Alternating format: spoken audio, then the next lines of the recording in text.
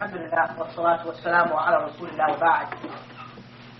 So as you can see in our discussion of Sharia law, we have discussed the lawgiver, the divine address, we discussed the acts of the morally obligated, and we have done now, consists of a demand, we have discussed the 4 types of demands. Can anybody mention to me the 4 demands? Silence in the crowd. Huh? Makruh, okay, 3. Makruh, 3. Haram, right, okay, good. Yeah, that's 4. Okay. So wajib, mandub, haram, and makruh, those are the 4 demands, okay? We now will be discussing the next category, which is the option, which is known, according to the Sharia terminology, as mubah. Mubah. Now, before we get into the option, we'd like to mention that the demands and the option together, these 2 categories together, are known as al-ahkam al-taklifiyya. Alright? Al-ahkam al-taklifiyya. Yes.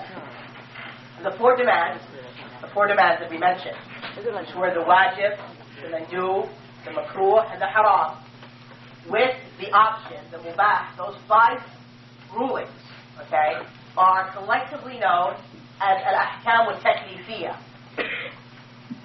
Taklif, of course, we discussed, right, before its meaning, and we said the mukallaf was the one who was, he had which 2 qualities? Maturity. He had reached by maturity and reasoning, right, okay, or sanity. So those 4 commands, 4 demands, and the options collectively are called al-ahkam al-taklifiyya. And the declarations, we'll be discussing a number of them, are known collectively as al-ahkam al-wad'iyya. But that's just something just to throw out there. Okay, mubah, in its most simplest sense, there's not much really to discuss regarding mubah. It means that action or that object in the Sharia, which either it makes no difference whether you do it or perform it, or if you leave it. I mean, it's exactly the same, equal. Whether you commit it or you omit it, whether you do it or leave it, it's the same. It's an option. There is no ruling regarding it. Remember, the mustahab or the mandub was what? If you did the mustahab or the mandub, what would happen? You would be rewarded. And if you left it, nothing. Okay, the makruh. If you did it, what would happen? Nothing. But if you left it, you'd be rewarded. Well, the mubah is neither if you do it or if you leave it. If you forsake it, nothing. There's no matter required with it. Some other terms which are used by the scholars to refer to the mubah is al-halal. Al-halal is a term used by them. And I'll only write that in Arabic for those who want to. Also al-hil, which is derived from the same verbal root as al-halal, al-hil. Alright, these are terms, similar terms used by the scholars to mean mubah.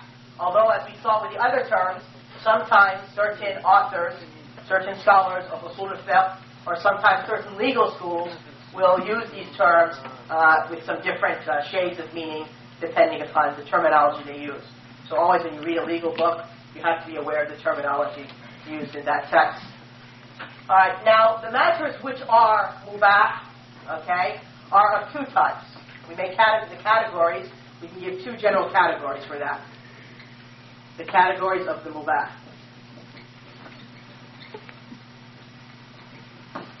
There are those matters which the Sharia has indicated to be mubah. And there are those matters which the Sharia has remained silent on, remained silent concerning, and therefore are default, are mubah, by default. Are mubah by default.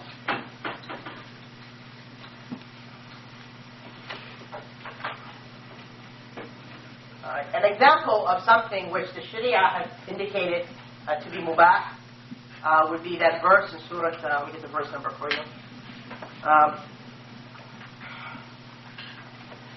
Surah, for instance, let us look at Surah Al-Ma'idah, verse 1, the first verse of the 5th Surah. Allah subhanahu wa ta'ala says that the behemothul an'am are halal for us.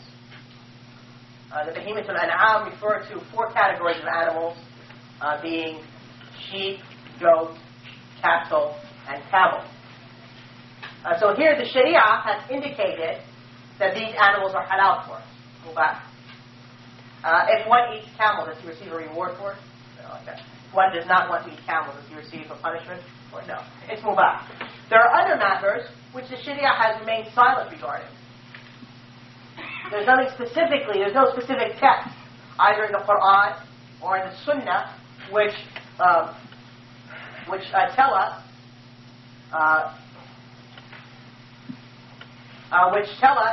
that that matter is mubah.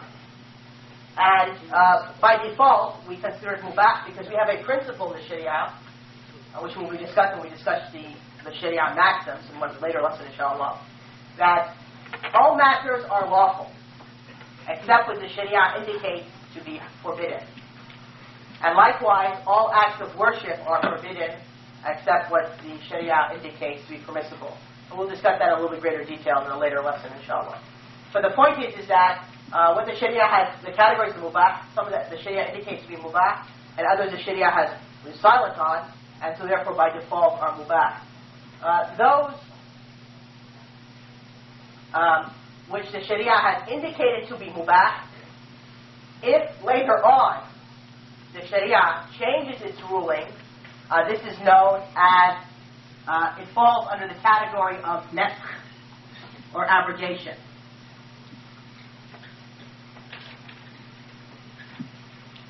When the Sharia changes its ruling concerning which was something which is indicated to be lawful, and then it says it's not. As far as that matter, which it was silent about, and then the ruling is changed, that is not considered an act of abrogation by the Sharia. Let me give an example. For instance, riba. Okay, usury is the normal English translation, but the term is riba is a little bit more comprehensive than the English term usury.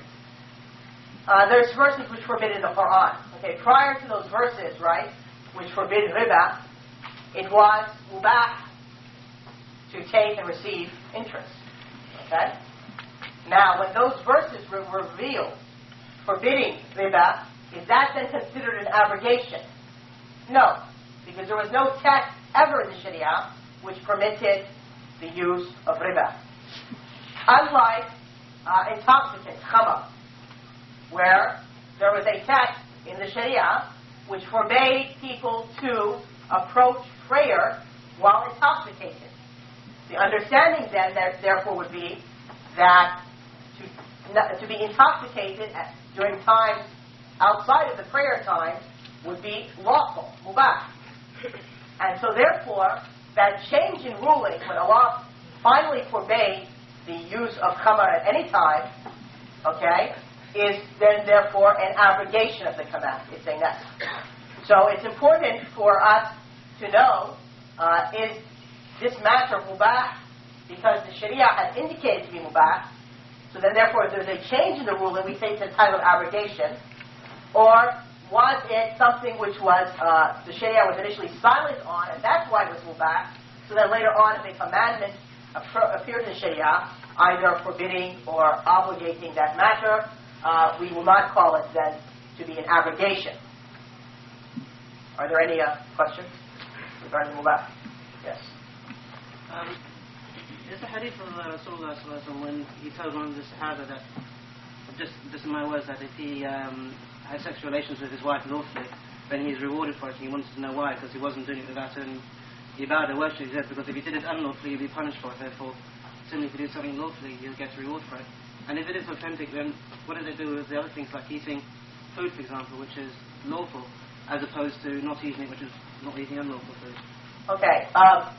The point is here's the intention. The hadith is, the Prophet ﷺ did inform us that even in a person's sexual relations with his wife, he would receive a reward. The companion said someone would approach his, or fulfill his desires, and he would be rewarded. The Prophet ﷺ said, do you not see that if you were to place it in that which is forbidden, you would sin? Meaning that by placing it in that which is lawful for you, you would receive a reward. The understanding behind the hadith is that when that is done with the intention of protecting oneself from illicit sexual relations, or fulfilling one's desires lawfully, fulfilling his wife's desires lawfully, and so forth. And if that is the intention, then one receives reward. However, though, if one just does the act without any that type of intention or motivation with that, then it becomes a matter which is mubah, and one does not receive a reward for it. And the same thing with eating. If one eats in order to, with the intention, for instance, to preserve his strength so he can wage jihad, all right, just as one motivation, or to remain healthy so that he can worship Allah, then he receives a reward for it with his eating. And however, though, if he has no intention, just eats because it's a bodily function, right? Then he receives no reward for that. Yes, brother. You mentioned that in the Sharia, everything in worship is forbidden except that which is allowed. But in what is the term outside of the worship? It's known as the mu'amalat, or interactions, human interactions. Okay. Then the question is, one topic that comes up a great deal is what is bid'ah? What is bid'ah of worship, which is, I understand, to be reprehensible, and what is bid'ah outside of worship, bid'ah of the dunya, I guess you could say, which I understand to be mubah. And how do you define, what is reprehensible? If the matter, bid'ah usually means that which is introduced. So if that object, the matter which is introduced, is sought by it to draw closer to Allah with that matter, it then becomes an act of innovation which is reprehensible. But if it's not sought by that to draw closer to Allah, then it is not reprehensible.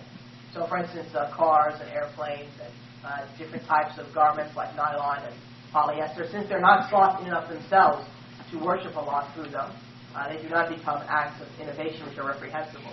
But to add an additional rak'ah to Dhuhr prayer, saying I want to draw closer to Allah, so instead of praying 4, I'll pray 5 rak'ahs, that becomes an innovation which is reprehensible. That's just the general way of understanding. Okay, so I think now we understand the issue of mubah, right? And so therefore the 4 demands, right, and the option collectively are known as al-ahkam al-taklifiyya. Okay. So now what we're going to discuss the declarations. Yes, sir. Al-ahkam al-wad'iyya. And we'll be discussing these declarations now.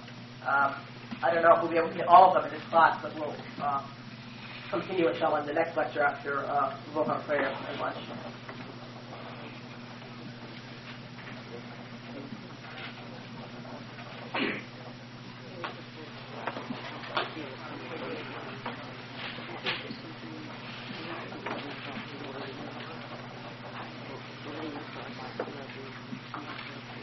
In the most general sense, in order to distinguish between the two, the ahkam al-taklifiyya and the ahkam al-wad'iyya. Turn it off, just shut it off. No. Projector. In order to, in the most general sense, the ahkam al-taklifiyya deals with those acts which pertain to our acts. The ahkam al-taklifiyya, right, pertains to actions that we do as the mukallaf. Okay, that's what it's called, taklifiyya. Alright, look at me, I probably didn't state that very clearly. The ahkam al-taklifiyya deals with acts of the mukallaf and the ruling regarding those acts. Any act that a human being does, any action or statement or belief, is going to fall into one of those 5 categories. It's either going to be obligatory, wajib, recommended, mustahab or mandub, mubah, optional, something which is disliked and blameworthy or makruh, or something which is forbidden, haram. So the whole sphere of human activity will fall into one of those 5 ahkam al-taklifiyah. Alright? There's no way it's going to fall out of them. Whatever is done by human beings, right? And of course, which human being here means the human being who is a mukallaf, right? Obviously the child and so forth is not entering into that. Now, the ahkam al-wad'iyyah, these declarations, are basically, you might think of them as signposts, as we'll see, indicators used by the Sharia toward making some sort of ahkam al-taklifiyah, and that will become clear. So the ahkam al-wad'iyyah does not refer to these declarations by the Sharia, does not refer to something that the mukallaf does, but rather it's something that the Sharia has placed in order to indicate or make a declaration regarding a certain action done by the mukallaf. And this will become clear for us in a second, once we look at some of the examples of the ahkam al-wad'iyyah.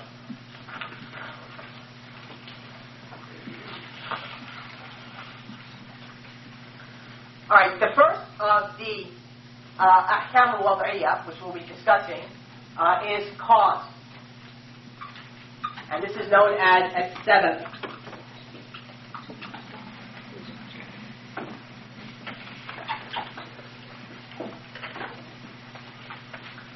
Now let me give some examples.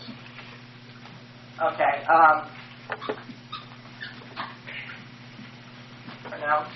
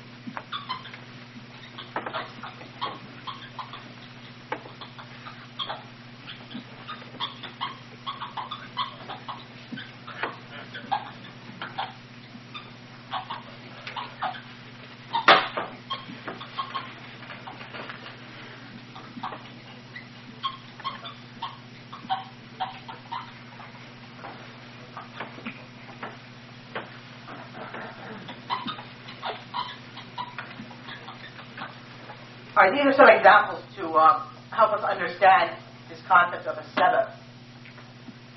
Pronouncement of divorce results in marital separation. The declining of the sun results in the zuhur prayer. The possessing of the nisab, which is a minimal amount of wealth, and the passage of a year upon that wealth results in the obligation of zakat. All these matters over here on the left side are known as, plural is asbab, but are each a sabab for this Sharia ruling. Okay? So these are the rulings. I mean, marital separation, divorce, right? Zuhur prayer, zakat. And these rulings would fall under one of these 5 categories. But these are causes that lead to those matters. An example which we can find from the Qur'an,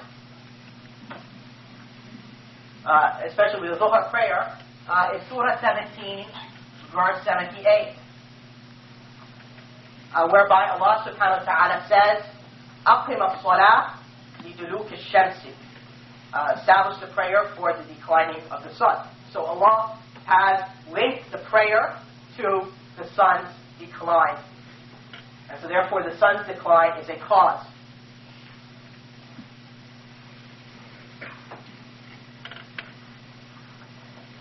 All right.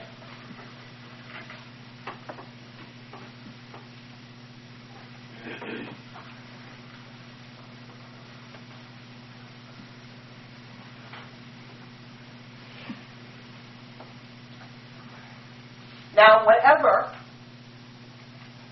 one of these causes occur, this results in it. Whether you intended it or not. Okay? Whenever you pronounce divorce, it results in marital separation, whether you intended to divorce or not. And that's why the hadith mentions that 3 matters, whether you do it in a jesting or in a serious results in whether it's divorce.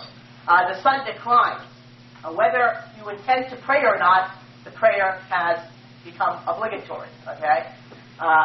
You possess the nisab, which is a minimum amount of wealth. All right? And a year has passed upon that wealth. Zakah becomes obligatory, whether you intend to, pay the zakah or not. So once any of these causes occur, the result of that cause in the Sharia occurs irrespective if you intend to fulfill that or not.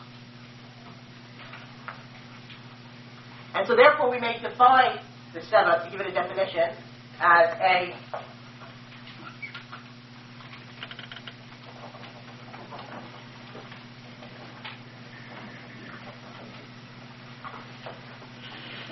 an apparent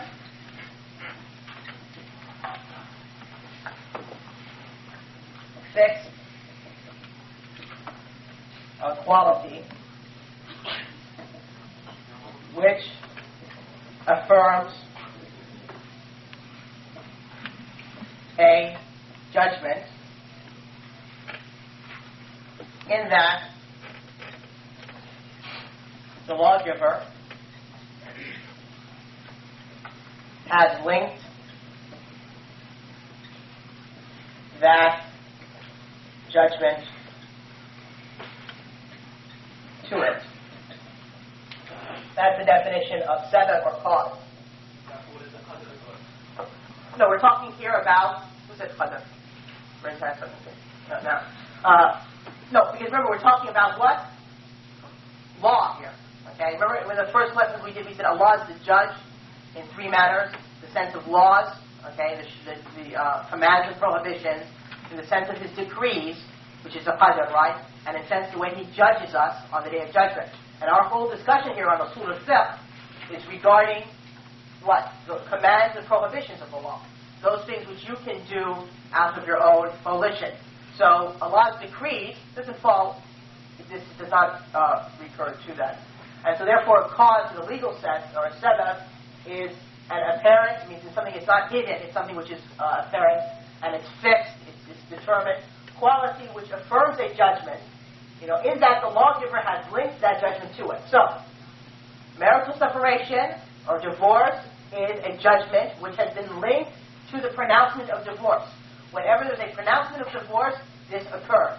The prayer, Dhuhr prayer, has been linked to the decline of the sun. Whenever the sun declines, Dhuhr prayer becomes, the time for it comes in. Zakah is a judgment which has been linked to the possession of a nisab and the passage of a year on that wealth. Whenever somebody has the minimal amount of wealth in the nisab and a year passes on it, then the obligation for zakah comes about. Okay? For instance, qisas, right? The law of retaliation, right? Has been linked to murder. Okay? Whenever this judgment is linked to this. So whenever murder occurs, qisas is warranted in the Sharia. You can execute that person for taking someone's life. And murder, of course, in the Sharia sense means what? That just for the sake of knowing, it means to kill someone with an instrument that normally results in death, and to intend that, and that the person killed is ma'soom, which means his blood is unlawful to shed, blood unlawful to shed, and for the killer is a mukallaf, which we know what mukallaf means. So, that's what we mean by murder, just to give the Sharia term. So, okay. If you kill somebody with an instrument which normally results in death, intending to kill him, and the person killed is ma'soom, means his blood is unlawful to be shed, and you are a mukallaf. So whenever this results, qisas can occur. This is the cause, this is the effect. I see faces that seem to be at loss, huh? Is this clear, or any questions? Okay. Now, there's another term which is similar to a sabab, which is al-illah.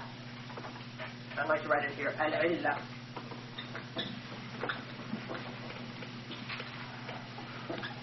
All right. Many scholars will use the term as sabab and al-illah interchangeably in their writings. However, some of them will make a distinction, which we want to just mention, even if it's just in passing.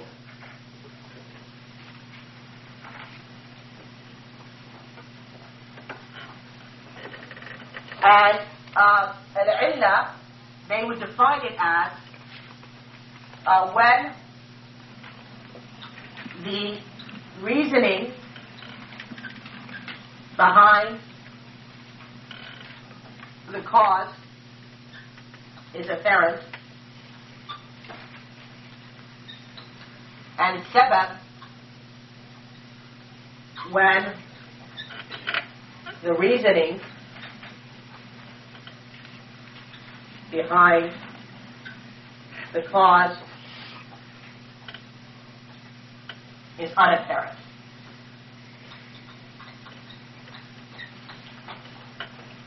That murder results in qisas.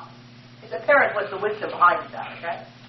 You take a life, your life is taken. We understand that. I mean, it's understood. And so therefore, these scholars would describe murder to be the illah of qisas. That prayer is done when the sun declines, the dhuhr time. What is the wisdom behind that? It's something which is unapparent to us. I mean, there's really no way that we know. So those scholars which make a distinction would say then therefore the decline of the sun from its meridian is the sabab of dhuhr prayer. So you see how they're using the distinction in terms over here? If the wisdom, if the reasoning behind the cause is known, then they will refer to it as illah. But if the reasoning is unknown, unapparent, they will refer to it as sabab. Other scholars just use the term interchangeably. They call it sabab, they call it illah. They make no distinction between the two terms. So again, when you're reading a legal textbook, you would have to know what the author is, reasoning. Yes, illah would be like murder for qisas. Qisas is the, taking someone's life to cause murder. I mean, the reasoning there is very clear, right? Or the pronouncement of divorce, right, leads to marital separation. I mean, it's, very clear reasoning. But the decline of the sun resulting in dhuhr prayer, I mean, why is it the decline of the sun? Why is it, the sun reaching the meridian, or for instance? So they call that sabab. Anyway, that's just something to know. I mean, the most important thing for us to know in this aspect is that one of the, going back over here to the Sharia law, is the divine address that pertains to the act of the morally obligated and consists of a demand, an option, and declaration. This is one example of a declaration, cause, where Allah has declared that this cause, right, the lawgiver, Allah declares that this cause results in this ruling, this law. Okay? No, it refers to the cause. It refers, illah sabab is the cause, okay? But they make a distinction, some scholars, where they will use illah when they know the reasoning behind the cause, and sabab when they do not know the reasoning behind the cause, as a term, okay? But they both refer to the cause itself. Okay. So the illah, if we're following that terminology, of dhuhr prayer is the decline of the sun, and the sabab of qisas is murder.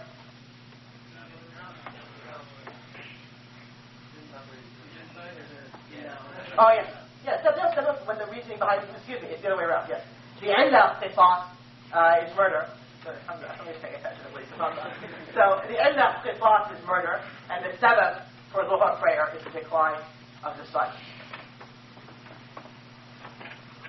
And then other scholars, they would use the term interchangeably. They say Inda of Salah is Luha, the Sebab of Salah is Luha.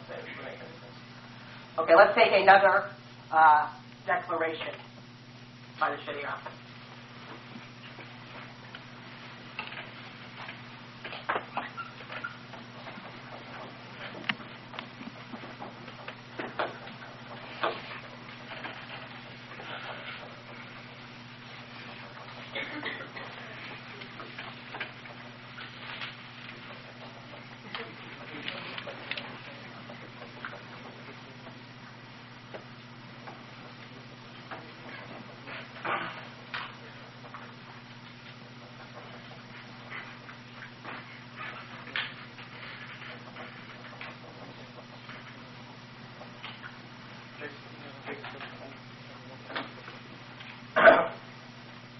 All right, the next one is al-Mani',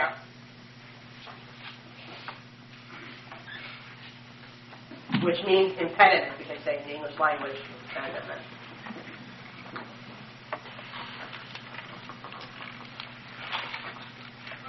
And it's the exact opposite of sabab, or inda, cause, right? And so therefore, it is an apparent fixed quality that when affirmed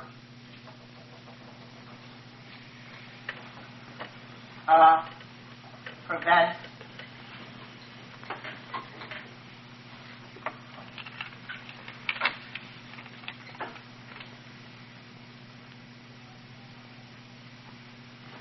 that ruling.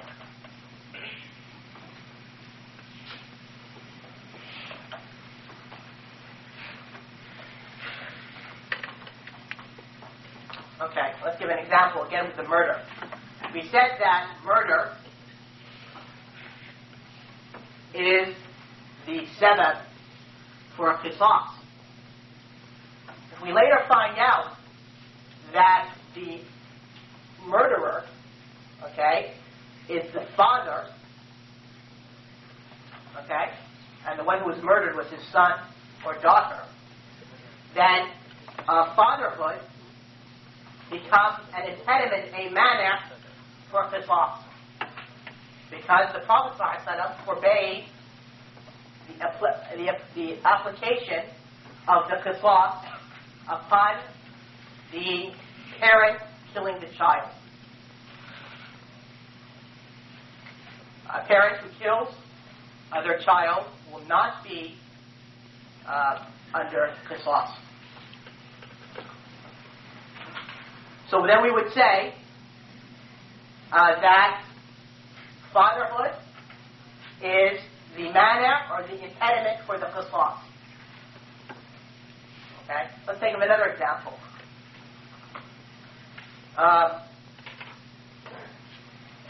The khitbah, not khutbah, but khitbah, is the proposal of marriage. And this results in marriage, in cash. So you propose marriage, right? Proposal.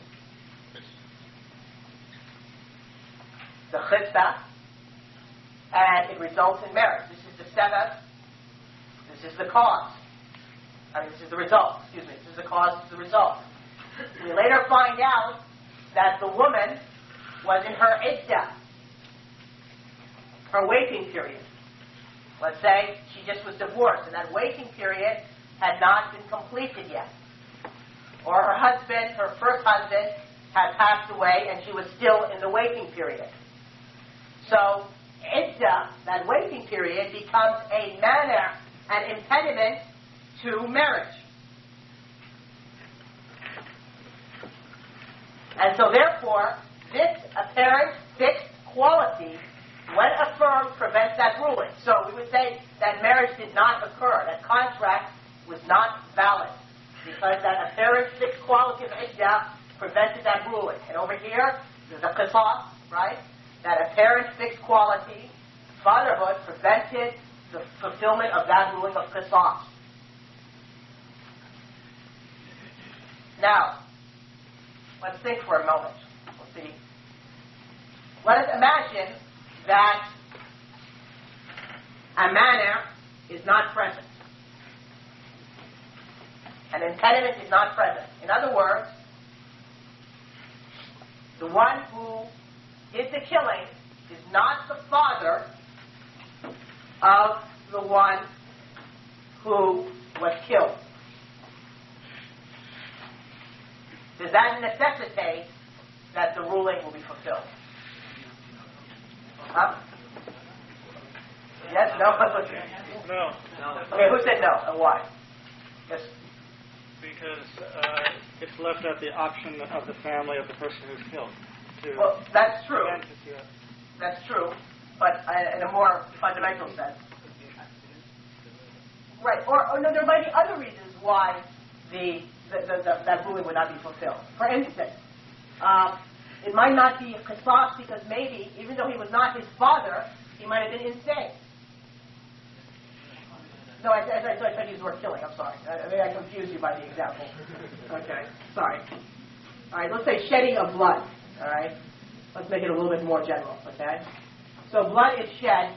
I apologize for that. Blood is shed, and so therefore we know that the one who shed the blood is not the father. Does that necessitate, right, that the qisas would be applied?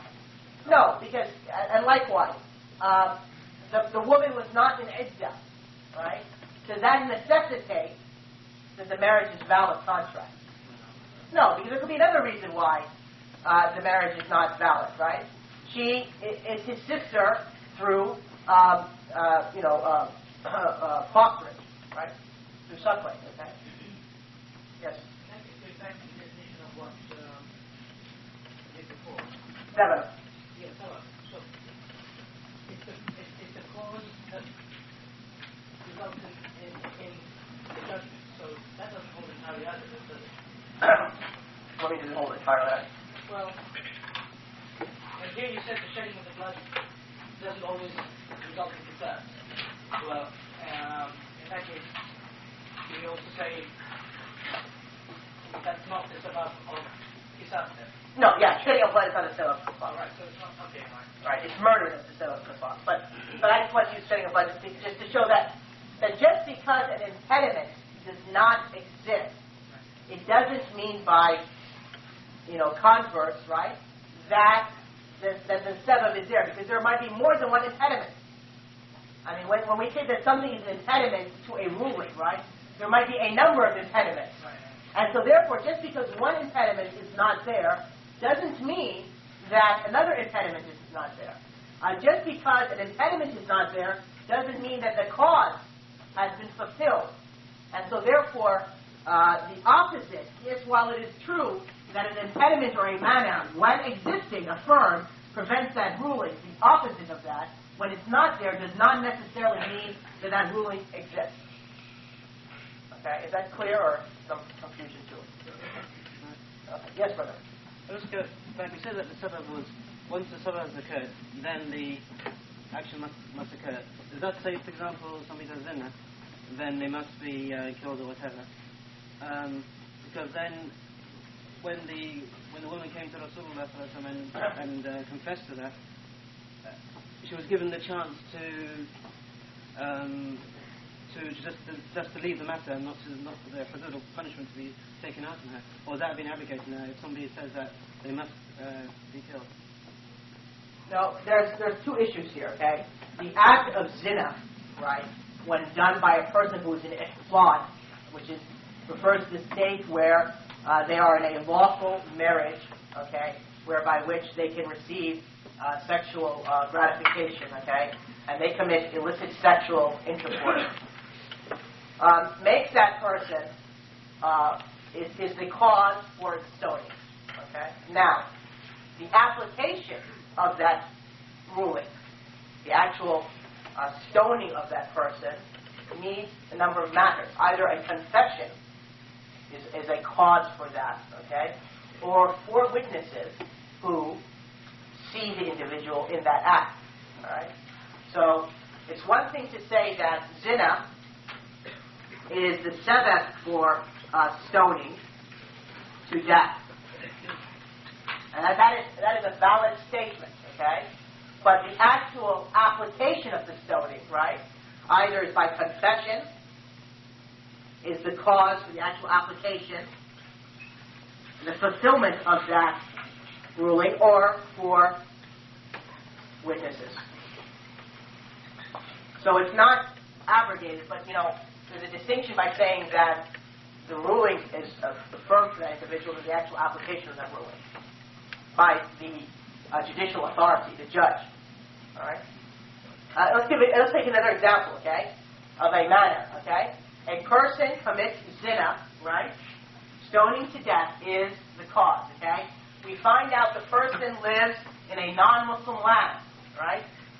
By the fact that he lives in a non-Muslim land is the manner, the impediment for the application of that law. Somebody had a question.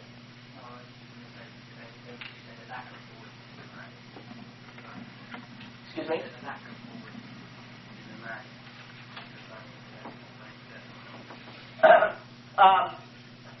If there's no confession, then that might be. Or, for instance, let's make it something which is better, right? One of the four witnesses, right? There's something wrong with his testimony. That's a little bit more clear, okay? So then, therefore, his testimony is discounted. That would be the manner for that, okay? Instead of being just non-existent initially. Yeah. I had to say stoning is the cause. Did I say stoning was the cause? No, stoning is the judgment, the ruling. Yeah, Okay. I just want to get it. So that's fine. Okay. Let us take the third declaratory law now. I think we just have about 10 minutes, right? 5 minutes? Okay.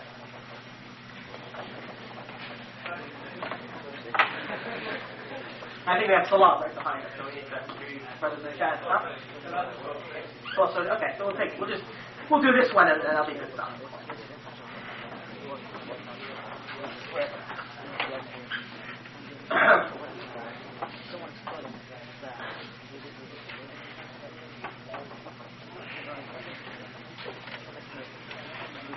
All right, the third declaratory law is what is known as shout.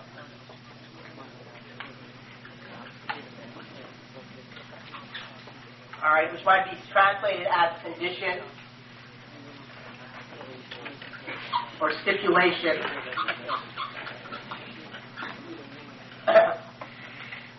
And we may define it as that which, its absence, necessitates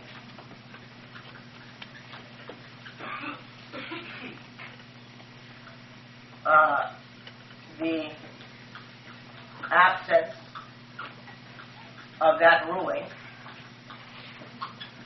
or law, right? But its presence does not necessitate the existence or absence of that ruling. Okay, so a shart or a stipulation or condition, you can say in English, is that declaration which the lawgiver has placed, which when it's absent necessitates the absence of that ruling. That ruling does not exist, but its presence does not necessitate the existence or absence of that ruling. And let us give an example of a stipulation. Covering the awrah, which for the male refers to from his knees, right, to his waist, is a stipulation, a shart for prayer.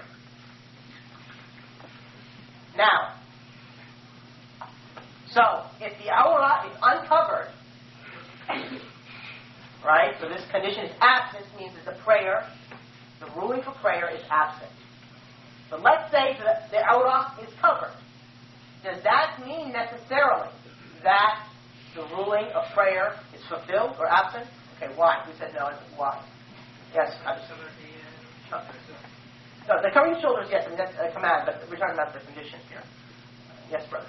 Because there are many conditions which validate prayer. Absolutely, because there are many conditions, okay? Among which is facing the qibla, among which is the entering of the time, among which is the purification, the wudu, right? So just because you fulfill this condition, this stipulation, doesn't necessarily mean that this ruling has come in effect. Because there are other stipulations, as was mentioned. But once this stipulation or condition has become absent, then this ruling definitely, if this is not there, then this ruling definitely is not there. Alright? Now, these conditions are of two types, two categories. We may divide them into, and that is those conditions which pertain to that act becoming incumbent,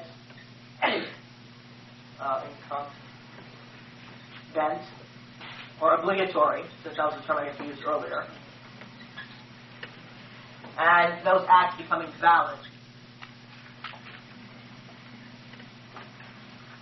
Okay, so let me put two conditions for prayer. The entering of the prayer time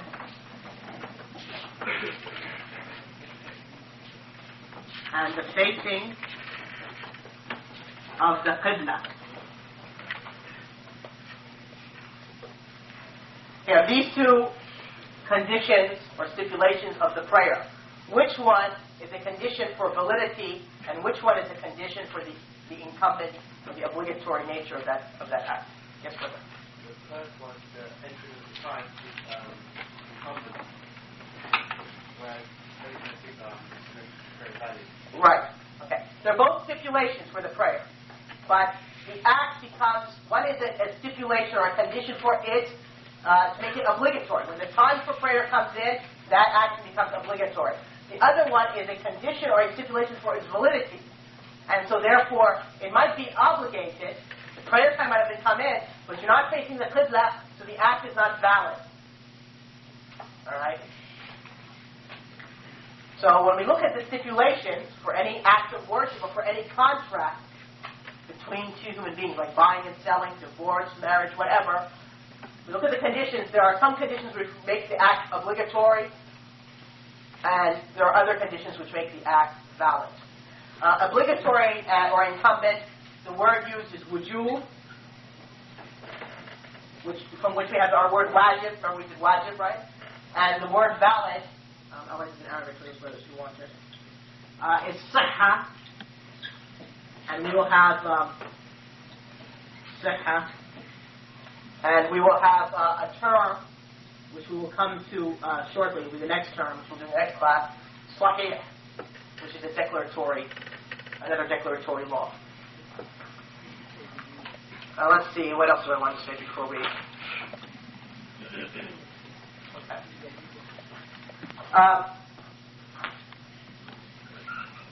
May I go ahead and erase this?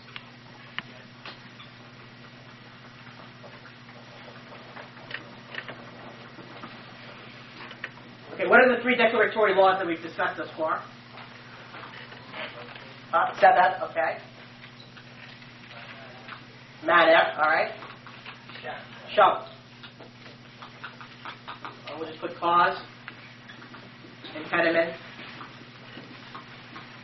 and mind you, condition.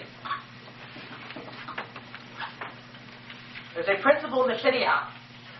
If you're going to say that something is a cause, an impediment, or a condition for any ruling, you must have an evidence from the Qur'an or the Sunnah.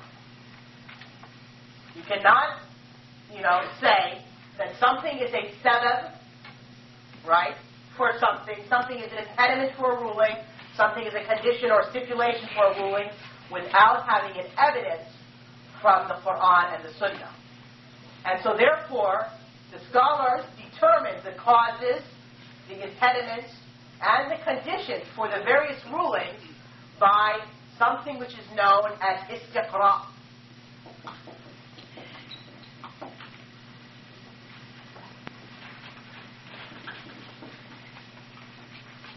Istiqra', which means that you go through all the texts of the Qur'an, all the verses, right, and all the hadith of the Prophet ﷺ, and you look at, okay, what are all the conditions for prayer? What are all the impediments for prayer? What are all the causes for prayer? And you go through them again for the zakah, and for the fasting, and for marriage, and for buying and selling, and for all the different human activities or acts of worship which the Sharia has a law for.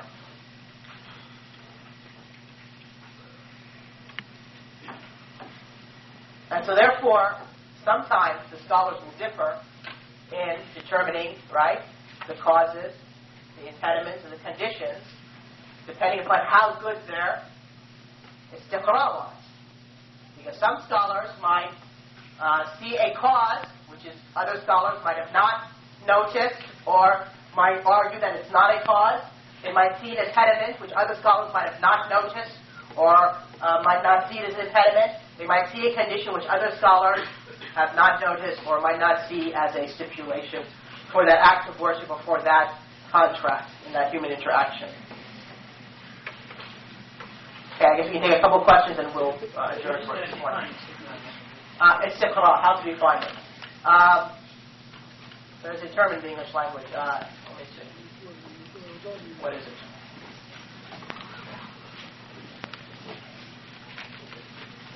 Anyway, if it comes to me, I'll mention it. But what it means is to, and there's a term, because it exists also in logic.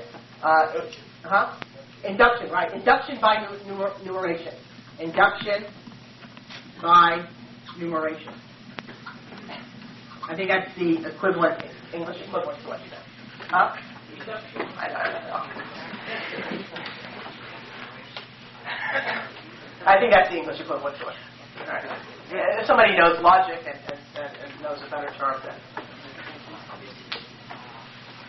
maybe it's by enumeration.